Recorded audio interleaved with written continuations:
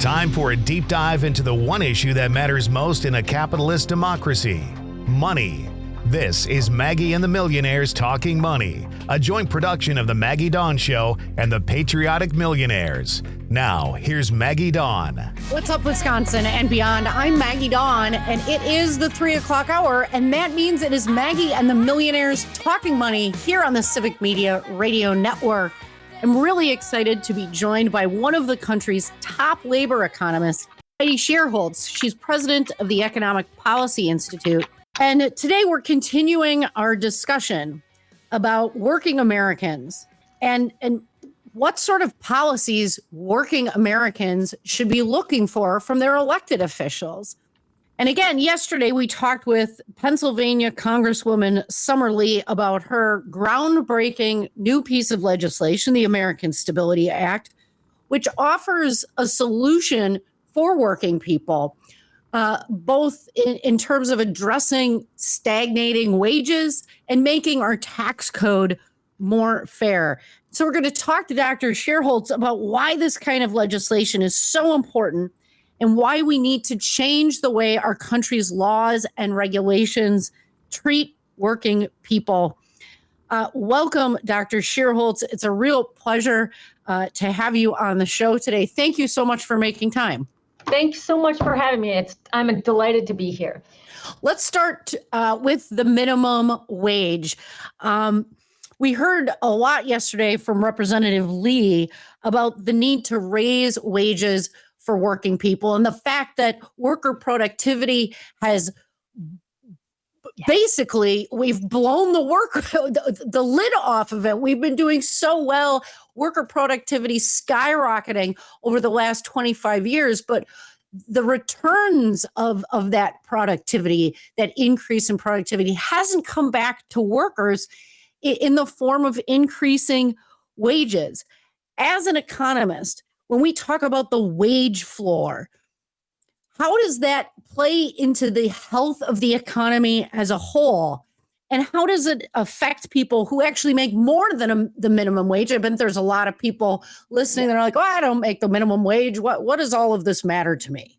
Yeah, those are really good questions. I think one sort of backdrop to this is one thing that we know is that employers of low wage workers have the power to pay those workers less than what they are worth to the firm. Like, they have the power to suppress their wages. And so having that wage floor, like minimum wages, are so important because they limit the amount that the employers of low wage workers can suppress their wages. They just help make sure that even the lowest paid workers in our economy are getting closer to their fair share of earnings. But your point, I keep talking about how the lowest paid workers, which is by definition what minimum wage workers are, but minimum wage increases also do impact people making above the minimum wage. Now, it doesn't go all the way, it doesn't impact people making far, far more than the minimum wage, but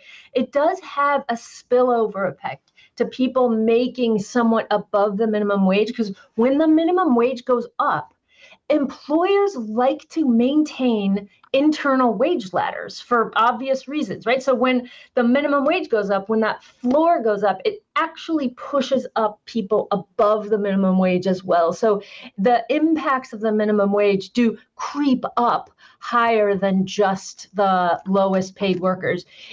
It will not solve the issues of wage growth for middle wage workers. So that for that we need other policies, but it is incredibly important that we have this wage floor, and it doesn't just affect those at the very bottom. It sort of affects workers even a little bit farther up than that. It has a domino effect, if you will, that when we acknowledge that we actually don't pay people a minimum wage, and I hate that language, we don't pay people a sustainable wage that's even reasonable for a single person to live on. Here's some baseline facts. I've mentioned them before on the show. More than 40% of working Americans make less than the median cost of living for a single adult with no children. I want everybody to just think about what that means. more than 40% of Americans don't make enough to live as a single adult with no kids. Again, the technical terms is make less than the median cost of living for a single adult with no children. So we've got half of our country, nearly half of our country, working for less than it costs to live. That's got to be a drag on our economy, on small businesses, even on our largest corporations. How would things be different if we took a different approach to wages and working people? That is a really good question that, in my mind, kind of gets at the heart of how we think about economic growth. So if we had far fewer people who are either poor or near poor, which is kind of the way we have a large share of people in this country who are either poor or sort of near poor, living paycheck to paycheck. If we were to reduce that amount, that share, it would be not just better for those people. Obviously, it would make a huge difference in the lives of those folks, but it would also be better for the overall economy. So the rise in inequality, inequality really did start to just take off like crazy in the 1980s. So it's been about 45 years since we've seen this rising inequality. So that rise in inequality that's kind of started with the 80s, it has actually led to overall slower economic growth in the economy. And one reason for that is that when you get a higher amount of the overall income earned in the economy going to very rich people, those are the folks who are the ones who are most likely to have the luxury not to spend it, to have the luxury to save that money, right? It's not like they desperately need it to make ends meet month to month. And so when you do that, when you get more money in the hands of people who are not necessarily going to have to go out and spend it, that slows demand for goods and services. It slows our overall economy. And so you can just see how that has played out in recent decades, where as economic inequality grew, that you just see that weighing on our overall economy. So it's like the idea of trickle down economics, where you get money to the people at the very top, and then they'll somehow generate economic activity that will hit the rest of us. That has been utterly debunked. Like the last decades have shown us that a more middle out approach, bottom up middle out approach, is what actually works for generating a strong economy.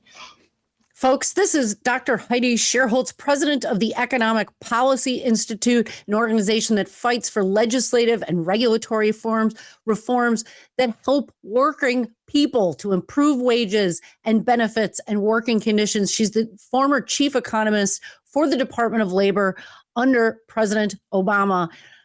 Representative Lee's bill that we talked about with the representative yesterday is called the American Stability Act, and it includes this provision that, as soon as I read it, I went, well, duh. And that is, oh, we're having some slight technological difficulties. Maggie, I'm going to need you to reboot. That's okay. Heidi, thank you so much for joining us today. And I believe Maggie's back. And I'm back. Oh, no, Maggie, you're not. We're going to try that again. It's live radio. Sometimes these things happen. Oh, no, Heidi, you're not going digital too, are you? I still hear you. You can't hear me? I can kind of hear you. Maggie, welcome back. Thanks so much. Can you hear me okay, Dr. Shierholz? I can hear you, Maggie, just fine. Can you hear me? Wonderful. I can. I wanted to ask you that the Sustainability Act includes such a critical provision. Not only do we identify what is truly a sustainable wage, folks that are only making what it costs for a single adult with no children to live would effectively not effectively, they would get a cost of living tax exemption, which means you're not going to be taxed if you're making just this bare minimum amount, this barely sustainable amount of wages to sustain a single adult with no children. And that tax burden would be shifted to people making more than $1 million a year, and even a slightly larger shift of that burden to people that make more than $15 million a year. Will this work? I really like this kind of thing that highlights these two key issues. One, working people need higher wages. Like that, full stop. We absolutely need that. And then we also need to, as a country, make sure that the ultra rich are paying their fair share. And so this, this kind of gets at that from both angles. Those are two changes that we absolutely need to see happen to get us to the kind of economy we want. And so this is a really good step. Yeah, that is the middle out and bottom up approach. We've talked about it so many times, Dr. Shierholz, on this show, that capitalistic economies require a vibrant and growing middle class, that you need middle class folks with buying power. You need working people with buying power, because we're the ones that buy stuff. Rich people just hold on to their money. They're not buying stuff. And when you're not buying stuff, you're not helping the economy grow, as you adroitly pointed out. We're in this incredibly politically unstable time period, because it doesn't seem to be a coincidence to me that this exploding inequality is coinciding with this exploding political instability, not just here, but globally, as we've discussed here. You're listening to Civic Media. Find more at civicmedia.us. Do you feel like you work all the time and you might not be getting ahead?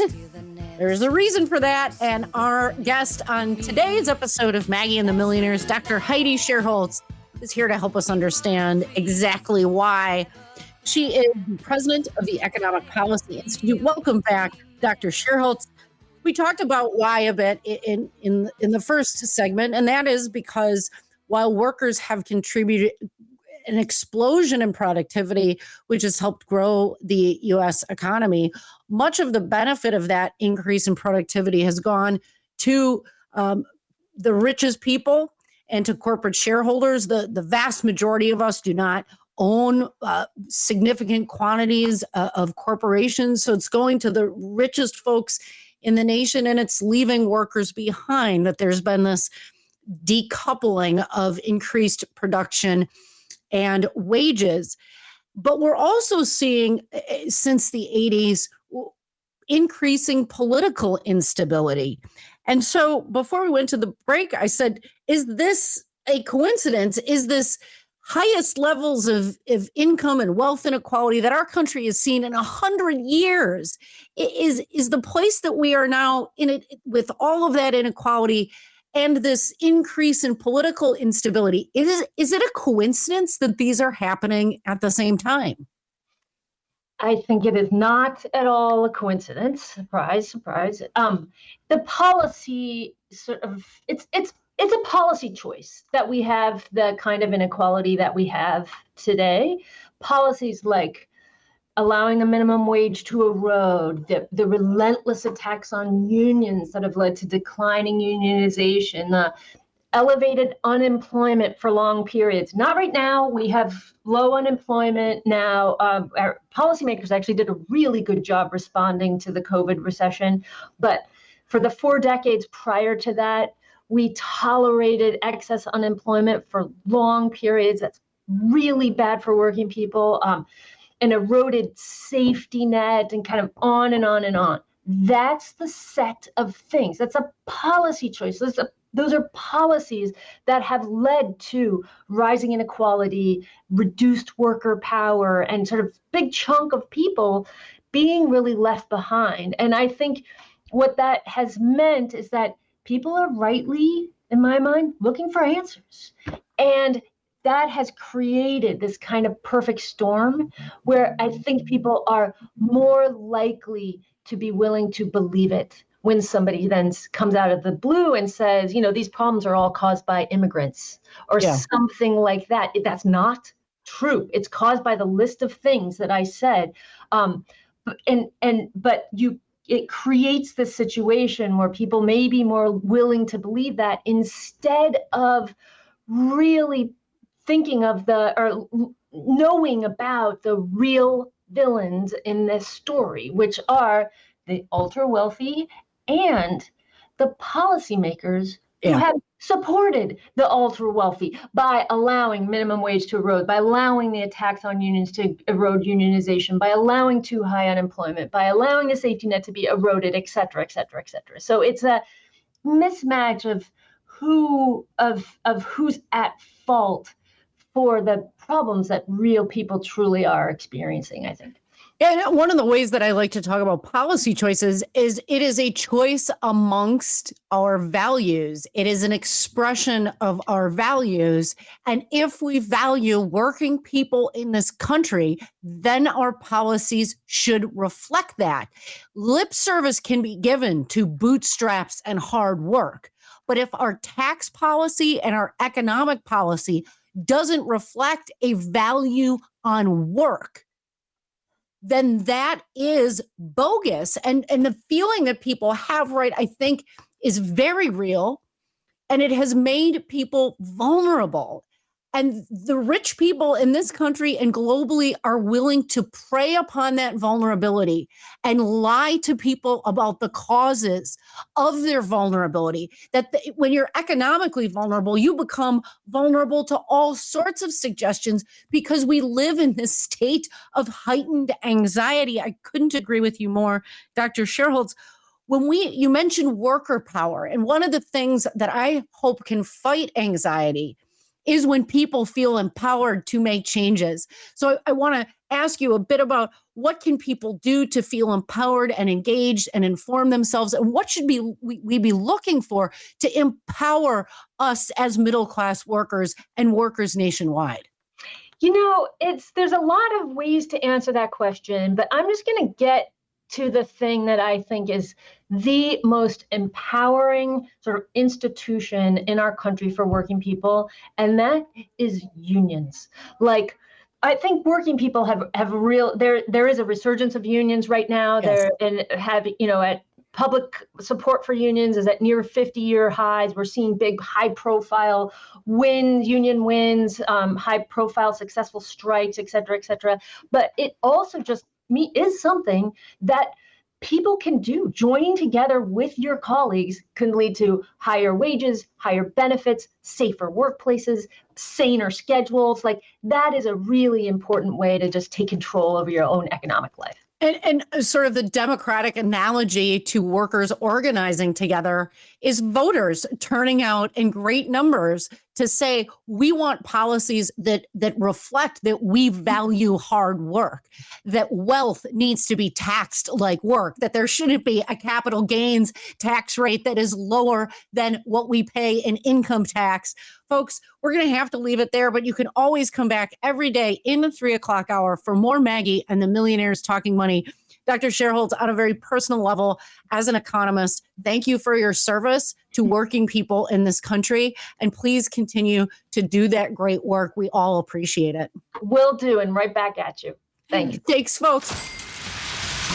Thanks for listening to Maggie and the Millionaires Talking Money, a joint production of Civic Media and the Patriotic Millionaires. For more information, go to patrioticmillionaires.org and be sure to tell your friends.